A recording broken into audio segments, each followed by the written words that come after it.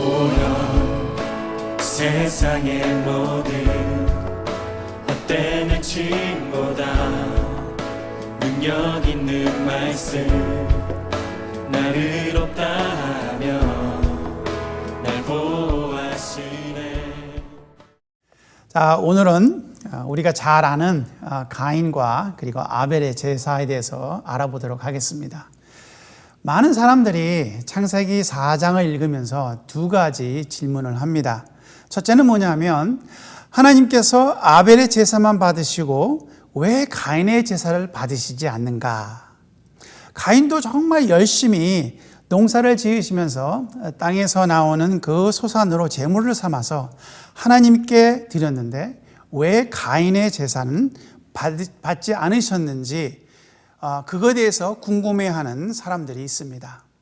또 두 번째는 많은 질문이 창세기 4장에는 사람들이 4명뿐인데 하나님께서 가인에게 표를 주셔서 가인을 만나는 모든 사람에게 죽음을 명쾌하셨다라고 하는데 이 모든 사람은 어디에서 왔는가라는 그런 질문입니다. 오늘 가인과 아벨의 이야기를 통해서 이 두 가지 질문에 대해 말씀을 나누도록 하겠습니다. 오늘 우리가 보는 창세기 4장 1절에서는 이렇게 기록되어 있습니다. 아담이 그의 아내 하와와 동침하며 하와가 임신하여 가인을 낳고 이르되 내가 여호와로 말미암아 등남하였다 하니라. 영어 성경에도 그렇고 한국 성경에도 그렇고 번역이 되어 있지 않는 단어 하나가 있습니다. 창세기 4장 1절에 와우라는 접속사가 하나 있습니다. 접속사는 단어 또는 문장 또는 그 한 아이디어를 서로 연결시켜주는 그런 역할을 합니다. 한글로 와우를 번역을 한다면 그리고라고 번역을 할 수 있겠습니다.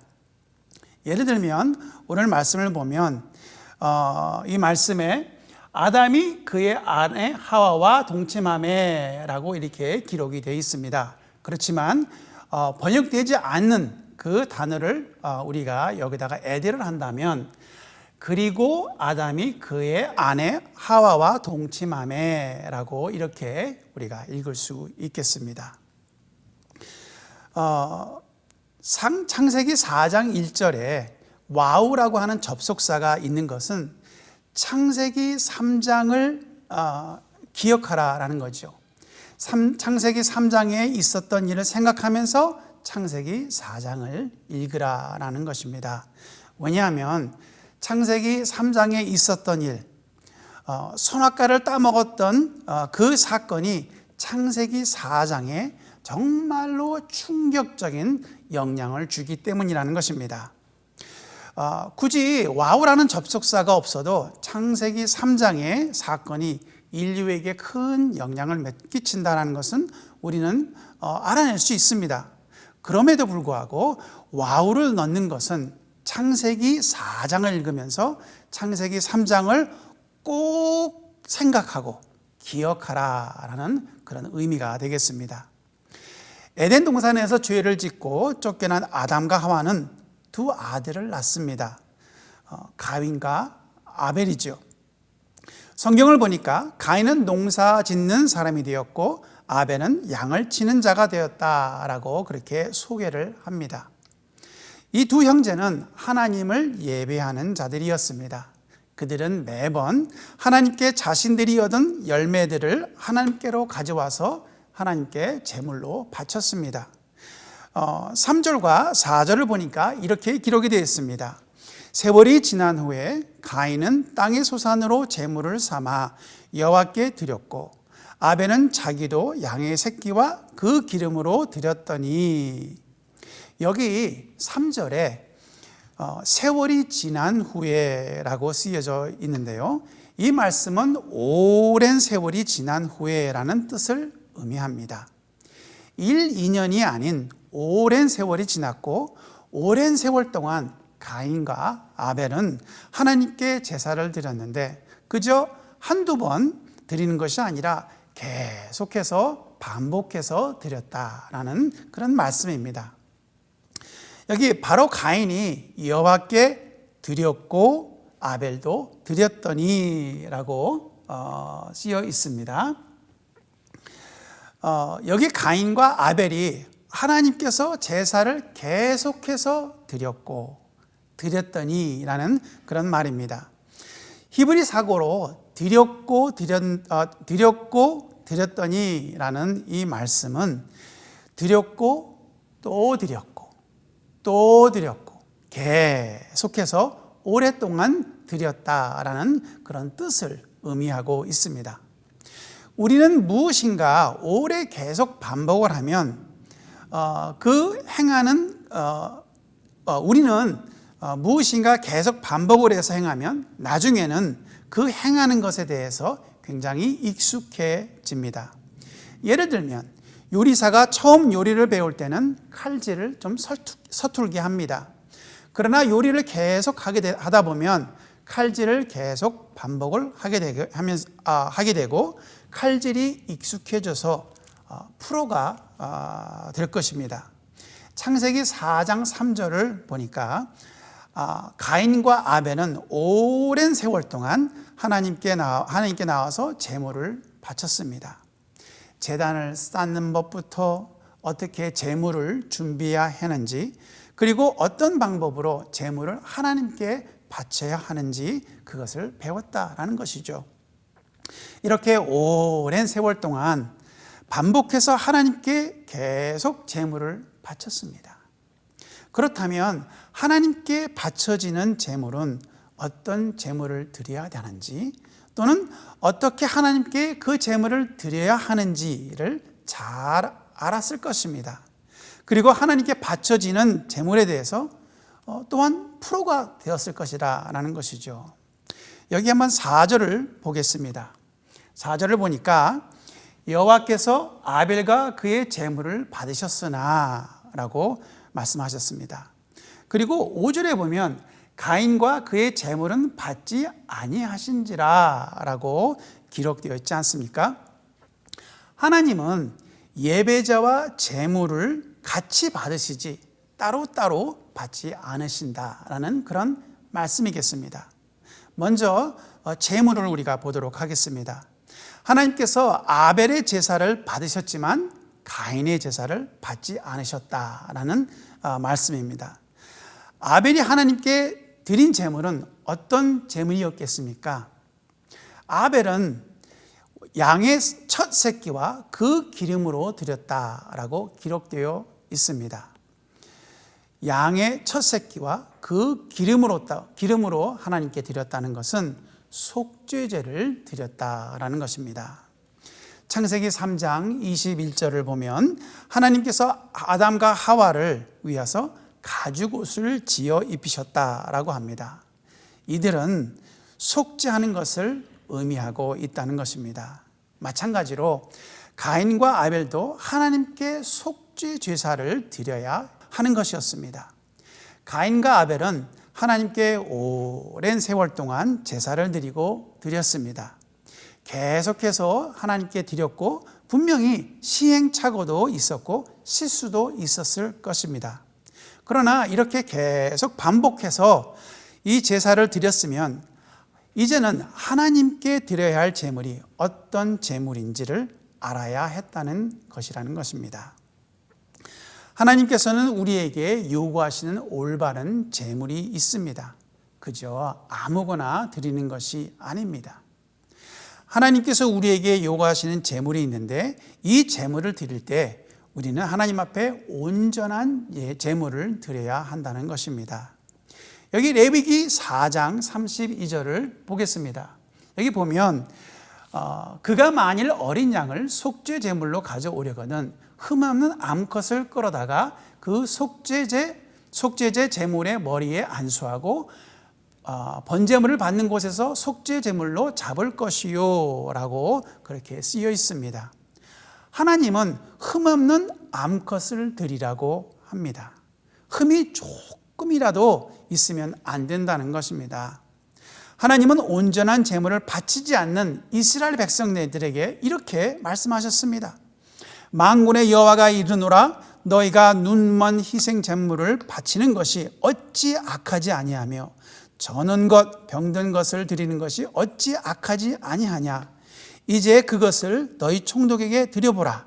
그가 너를 기뻐하겠으며 너를 받아주겠느냐 하고 말라기 1장 8절에 쓰여 있습니다.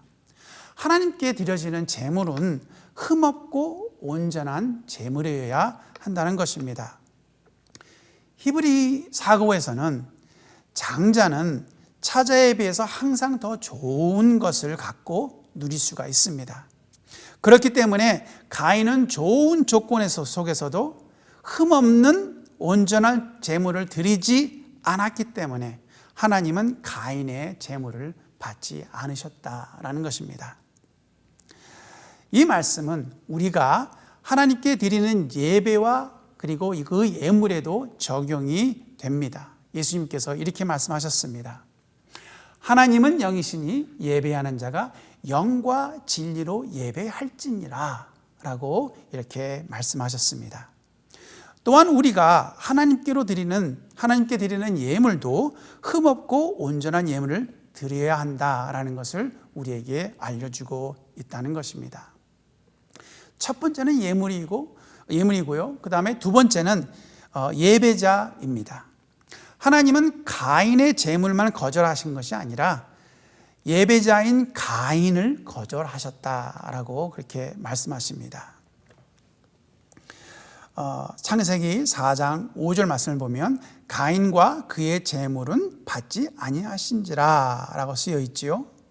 가인은 나름대로 하나님께 예배를 드린다고 제물을 준비하고 하나님께 나아가 제물을 바쳤는데 하나님은 가인이 준비한 그 제물을 거절하시고 또한 가인도 함께 거절하셨습니다. 정말 슬픈 일입니다. 얼마나 슬퍼했겠습니까? 가인은 이 사실을 알고 정말 분노를 금하지 못했습니다. 창세기 4장 5절 말씀을 보니까 이렇게 기록이 되어 있습니다. 가인이 몹시 분하여 안색이 변하니 그랬습니다. 만약에 우리 자신이 하나님께 예배를 드린다고 열심히 예배와 예물을 준비하고 예배를 드리는데 하나님께서 우리의 예배와 예물을 거절하시고 우리 자신도 거절하신다라면 얼마나 마음이 아프겠습니까? 어쩌면 우리도 가인처럼 화가 날 수도 있지 않을까 그렇게 생각을 합니다. 그런데 말씀을 보면 하나님께서 가인을 거절하신 그 이유가 있다는 것입니다. 하나님께서는 가인의 삶의 문제를 다루고 계신다라는 것이죠. 예배자의 삶이 옳지 않았기 때문이라는 것입니다. 성경에 가인의 삶이 어떻게 옳지 않았는지는 기록되어 있지 않지만 하나님의 말씀을 보면 가인이 선을 행하지 않았다고 합니다. 창세기 4장 7절 말씀을 보겠습니다. 내가 선을 행하면 어찌 낫을 들지 못하겠느냐. 선을 행하지 아니하면 죄가 문에 엎드려 있느니라 라고 이렇게 기록되어 있습니다. 하나님은 가인에게 말합니다. 내가 선을 행하면 내가 당당하지 않겠느냐라고 말씀하시는 것이죠. 하나님을 믿는 진정한 믿음의 사람이 올바르게 살지 않고 선을 행하지 않고 사는 그 가인을 하나님께서는 받아들일 수가 없다라는 그런 말씀이십니다. 요한일서 3장 12절에 가인의 행위가 정말 악했다고 말하고 있습니다. 요한일서 3장 12절 말씀을 보면 가인같이 하지 말라. 그는 악한 자에게 속하여 그 아우를 죽였으니 어떤 이유로 죽였느냐. 자기의 행위는 악하고 그의 아우의 행위는 의로움이라 라고 기록되어 있습니다. 그러나 반면에 아벨을 한번 보십시오. 히브리서에 보면 이렇게 기록이 되었습니다. 믿음으로 아벨은 가인보다 더 나은 제사를 하나님께 드림으로 의로운 자라 하시는 증거를 얻었으니 라고 히브리서 11장 4절 말씀에 기록되어 있습니다. 히브리서 11장 그 말씀은 믿음을 가지고 사는 자들의 예를 들고 있습니다. 히브리서 10장은 예수 그리스도의 십자가로 속죄받은 그 사람들은 믿음으로 살아야 할 것을 당부하면서 히브리서 11장은 참 믿음을 가지고 살았던 조상들을 소개하는 자리라는 것이죠. 아벨은 하나님께서 살아계심을 믿었습니다. 그리고 하나님을 경외하는 마음으로 살았던 믿음의 조상이라는 것입니다. 하나님은 예배자의 재물만 보는 것이 아니라 예배자의 믿음, 그리고 예배자의 삶을 보신다라는 것입니다. 믿음의 삶이 무엇입니까? 교회를 열심히 나가 섬기는 것입니까? 아니면 매일마다 새벽 기도에 열심히 나가는 것입니까? 아니면 헌금을 많이 하는 것입니까? 아니면 사역을 많이 하는 것입니까? 물론 믿음의 삶에 보여지는 것이 교회에 열심히 나가서 교회를 잘 섬기고 새벽 기도도 매일 나가고 헌금도 많이 하고 그리고 사역도 많이 하는 것이 그것이 믿음의 삶에 보여지는 것입니다. 그러나 하나님께서 더 중요하게 여기시는 것이 있다라는 것이죠. 그것이 바로 하나님의 목소리에 청종하는 것, 즉 순종의 삶을 사는 것이라는 것입니다. 하나님께서 하지 말라는 것을 하지 않고 그리고 또 하라라는 것을 하는 것이 하나님을 경외하고 사는 순종의 삶이라는 것입니다. 선지자 사무엘은 하나님의 말씀을 청종하지 않는 사울 왕에게 이렇게 말했습니다. 사무엘이 이르되 여호와께서 번제와 다른 제사를 그의 목소리를 청종하는 것을 좋아하심같이 좋아하시겠나이까? 순종이 제사보다 낫고 듣는 것이 순양의 기름보다 나으니 이는 거역하는 것은 점치는 죄와 같고 완고한 것은 사신 우상에게 절하는 죄와 같음이니라 라고 사무엘상 15장 22절과 23절에 말씀하고 있습니다. 하나님은 아무리 온전한 제물이라도 예배자가 하나님 앞에 올바른 삶을 살지 않으면 그 제사를 받지 않으신다라는 것입니다. 예수님은 제자들에게 말씀하셨습니다. 너희는 나를 불러 주여 주여 하면서도 어찌하여 내가 말하는 것을 행하지 않느냐 하면서 누가복음 6장 46절에 아주 안타까운 마음으로 말씀하십니다. 마태복음에서는 나더러 주여 주여 하는 자마다 다 천국에 들어갈 것이 아니요 다만 하늘에 계신 내 아버지의 뜻대로 행하는 자라야 들어가리라 라고 말씀하고 계십니다. 아버지의 뜻대로 행한다는 것은 삶을 말하고 있습니다. 하나님께서 나를 지켜보시고 계신다는 것을 믿는 자의 하나님께서 나를 지켜보고 계신다는 것을 믿는 자의 삶은 어떤 삶을 살까요? 아벨은 하나님을 믿는 자로서 그 믿음의 삶을 살면서 그 믿음을 가지고 하나님께 올바른 제물을 드렸을 때 하나님께서는 아벨과 그의 제사를 그리고 그 제물을 받아주셨다라는 것입니다. 그러나 가인은 하나님을 믿는 자로서 올바르지 못한 믿음의 삶을 살고 또한 하나님께 온전치 못한 제물을 드렸기 때문에 하나님께서는 가인과 그의 제물을 받으시지 않으셨다라는 것입니다. 하나님은 예배자가 거룩한 삶을 살면서 온전히 드려지는 제물을 하나님은 귀하게 여기십니다. 하나님은 가인에게 또 한 번의 기회를 주셔서 회복할 수 있도록 하십니다. 하나님께서 가인이 선한 삶을 살지 못했어도 한 번 더 은혜를 베풀어 주시면서 이렇게 말씀하십니다. 선을 행하지 아니하면 죄가 문에 엎드려져 있느니라. 죄가 너를 원하나 너는 죄를 다스릴지니라 라고 이렇게 말씀하셨습니다. 하나님은 가인에게 말씀하십니다. 너는 죄를 다스리라. 가인은 올바른 결정을 하고 하나님께서 말씀하신 것처럼 죄를 다스리고 선을 행하면 되는 것입니다. 그러나 가인은 선을 행하기는커녕 오히려 악을 행합니다. 한번 말씀을 보실까요? 그러나 가인은 선을 행하기는커녕 오히려 악을 행합니다.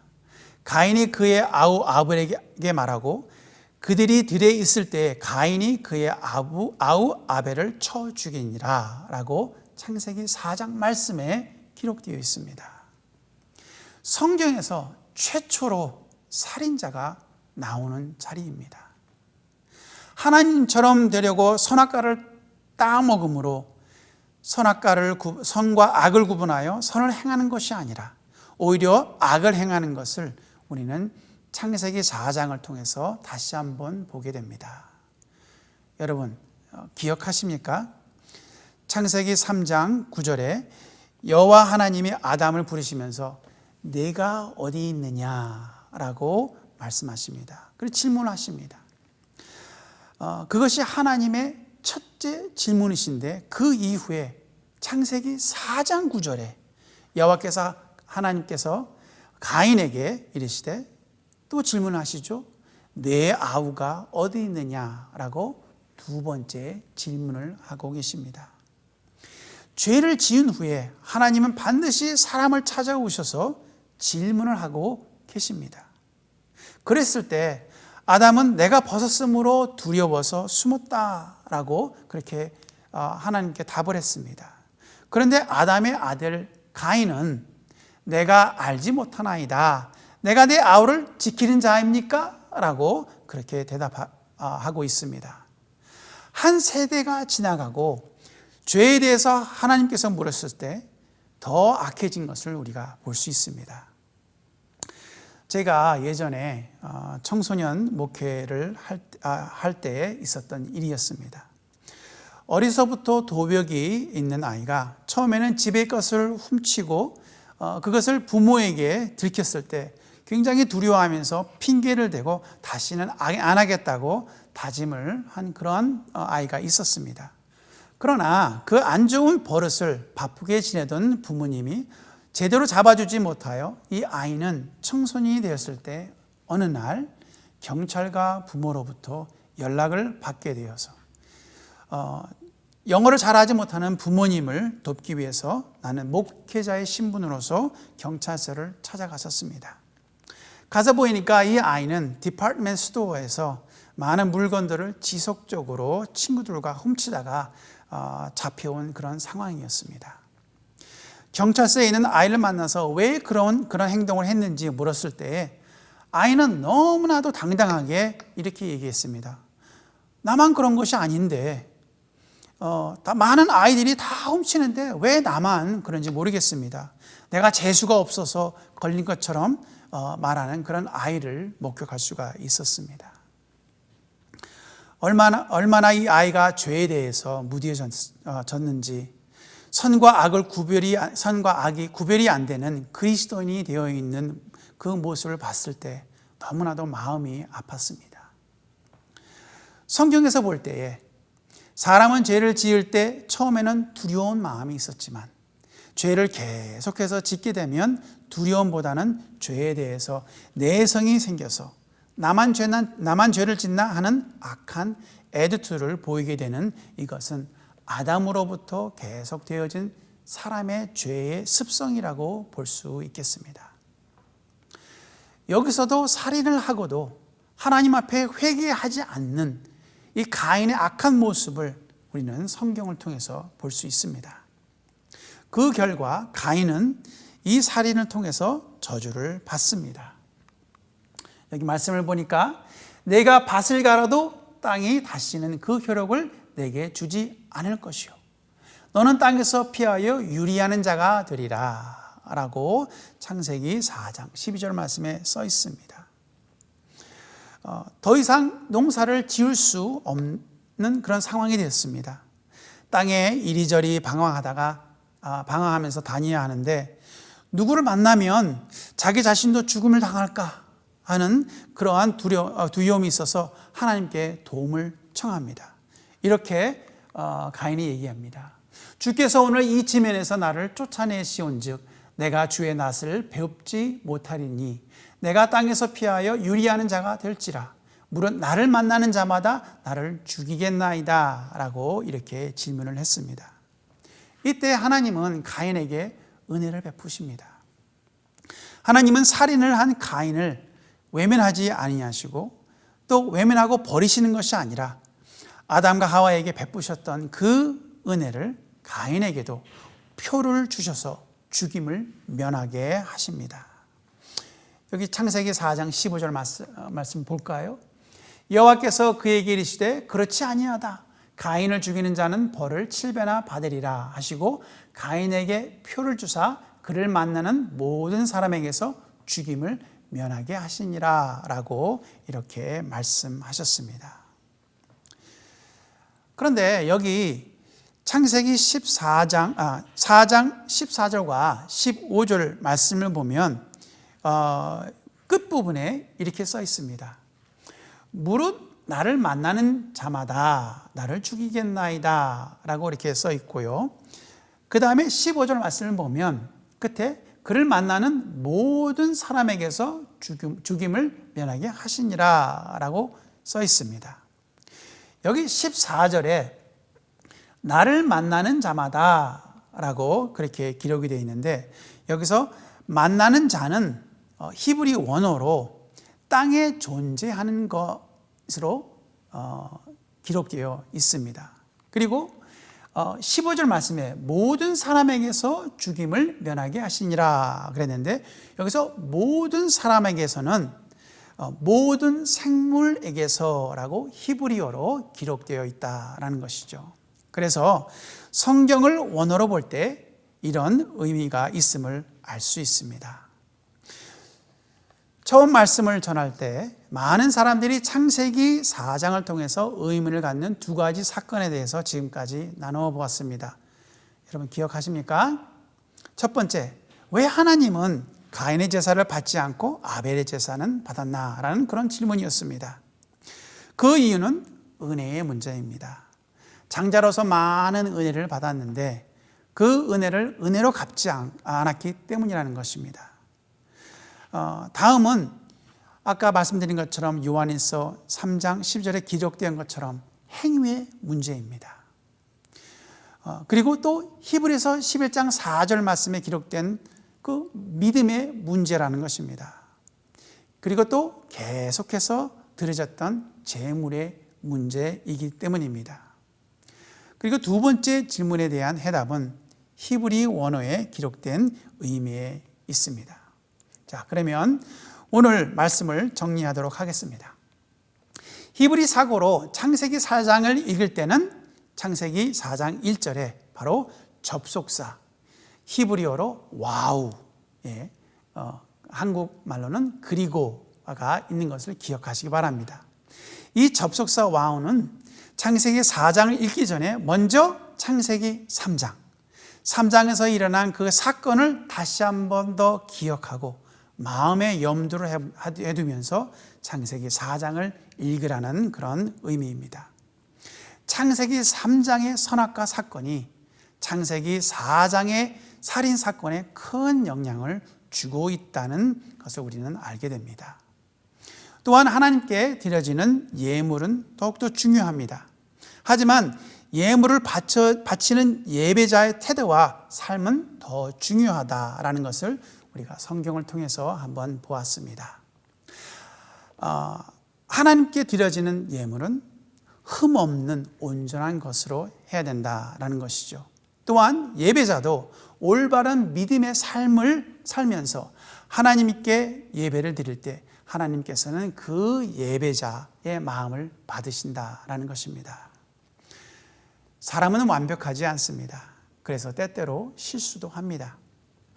그래서 하나님께서는 가인에게 더 좋은 예배자가 되도록 권고하셨듯이 우리에게도 또한 그 은혜를 동일하게 베풀어 주십니다. 여러분들도 하나님의 크신 은혜를 누리면서 하나님께 온전하고 흠없는 예물을 드림으로 좋은 예배자가 되기를 주님의 이름으로 축원드립니다. 보라 세상의 모든 헛된 행침보다 능력 있는 말씀 나를 없다 하면